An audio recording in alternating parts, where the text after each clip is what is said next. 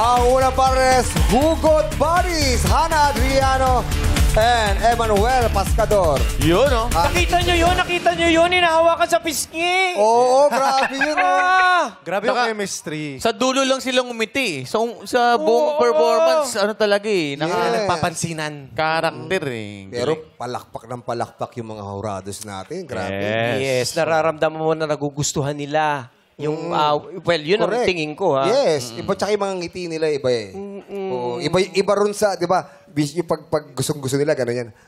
Yan. Oo. Pero pag gumanon sila, Ay, ano yan? pag parang may something. Parang may mali, Or parang may narinig ako na hindi, patama. Bakit yun ang napili yung song? Yung song po, sinadjust lang po talaga sa amin. Pero nagustuhan din namin po yung song kasi parang, yun nga, medyo hugot po yung song. Parang naramdaman po namin na connected po talaga siya sa amin po. Parang maganda po siyang damdamin. Tsaka bagay din po siguro sa ano. Meron ba kayong individual na parang Hugot na hinuhugot? Parang meron po. Opo. Bakit mo hinawakan yung pisingin niya? Anong ibig Hindi, syempre kasama sa ano yun. yun. Nasa, lyrics. Oo, kasama yun. Hawakan ng pisngi. Meron bang ganong lyrics yun? Hindi. Bakit nga? Oo nga Acting ba? ba yan? Yung sa lyrics niya po, parang yung ikaw pa rin sana, parang nag-hope pa din Uy, po. pwede namang ganun lang. Pwede na. Bakit kailangan sa pisngi? Hindi kasi nga pas intense kasi yun. Pag tamo may kilig, yung mga madlang Correct. people, kinilig. Oo. Kasi kanina pa dito yan. Nakaupo. Sana naglinis ka ng kamay. Ha? Kasi Hindi, syempre. Grabe naman yun. Ikaw ba, Kuya Ogie, kung kakantahin mo yun sa dulo, saan dapat ang hawak nun pagka... sa puso. Sa puso ko hahawak. Paano mo hawak sa puso? Gano'n mo, hawak mo yung puso? Parang sa pag-awit ko pa lang, parang alam mo na hinahawakan kong puso mo. Ganun. Ganun yun, bro. Yung pala yun. Galing niya awitan si Mama Red. Yes. Pero gusto kong tanungin si Emmanuel at saka si Hana. Kasi, di ba, kahit pa paano nakaranas kayo ng kabiguan dito sa TNT. Siyempre, nakaranas kayo ng pagkatalo. Ano yung naging inspirasyon nyo para bumalik dito sa TNT? Ano yung naging inspirasyon nyo, Hana? For me po, gusto ko rin po kasi pakita yung growth ko po as a singer. Tas gusto ko rin po siya i-dedicate sa family ko po and sa friends ko po. Kasi sila rin po talaga yung nagbo-boost po sa akin. Like, di lang po as a performer but also as an individual po. Yeah. Alam mo, buti pa siya, no, na ipapakita niya yung growth niya as a singer. Oh, bakit? Bakit? Kasi ako, kailanman, hanggang ngayon, di ko maipakita ang growth ko. Growth mo, Tito Og.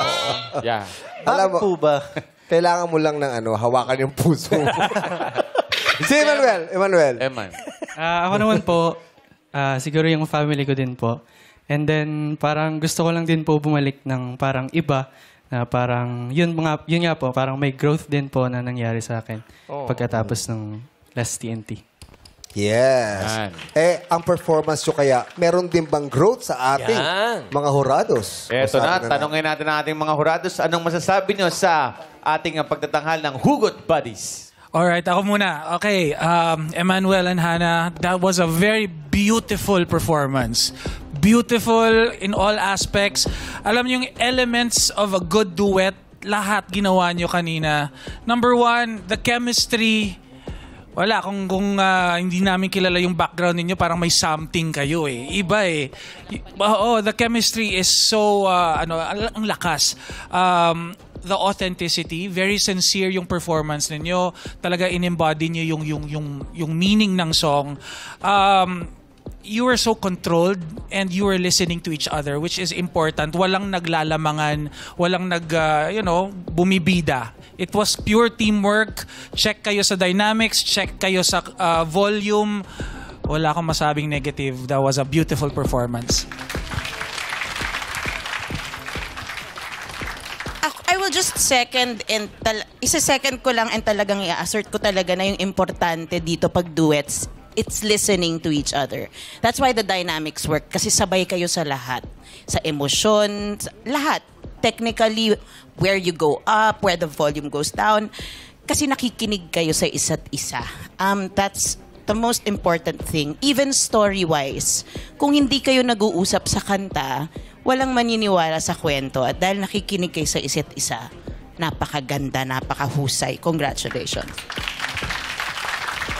Ako, dahil yung kanta na yan, I actually produced it for Moira and I Belong to the Zoo.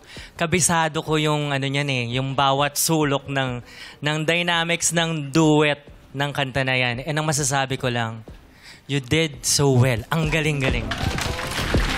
Kasi, nagulat din ako, akala ko yung song matagal nyo nang kinakanta. Sinabi nyo, isinadjust sa inyo, nagustuhan nyo. So, ibig sabihin, inaral nyo lang yung kanta. Pero parang ang tagal nyo nang kinakanta yung kanta. Kasi nabigay nyo yung tamang dapat ibigay sa kanta and more na saktong-sakto. Hindi OA. Kasi na-appreciate ko na nagsimula kayo na may restraint. Alam nyo yun, nararamdaman ko na okay, magagaling kayong singers pero hindi namin agad ibibigay all throughout. Very, very, mas puso yung naging focus on the first 2/3 of the performance. Oo, And may respeto sa quiet moments. Oo. Yung kanta. At storytelling yung focus, sinasabi nyo. Nararamdaman namin na parang nagkasakitan kayo talagang dalawa. At Guys, pwede kayo manalo. Pwede kayo manalo dito. Yung ganyan. Salita na, Yung Oh, ganyan. I agree. Sa ano lang, consistent. Dapat maging consistent kayo. Kung anong performance nyo ngayon, mas galingan nyo pa. Kasi, yun nga, pwede para kayong talaga all kasi the way. silang nagkasakitan at umaasa na magkaroon ng magandang future together. Ganon, kasi masakit siya pero hopeful. Ganon yung sinasabi ng kanta. And naiparamdam nyo sa amin yun. So, Birthday mo kasi. Happy birthday, Sir Happy Jonathan. birthday. congratulations. You did so well. Ang gandang pagbabalik sa TNT. You redeemed yourself, guys. Again, great job. Super congratulations naman sa inyo. Di ba? Yung inyong growth, naramdaman nila. Yung growth mo. Hindi pa nila. Alam mo kung bakit hindi mo na yung growth? Hindi mo Bakit? kasi hinawakan yung Yeah, puso. hawa ko nga Dapat yung hinawakan mo yung growth na yan. puso mo.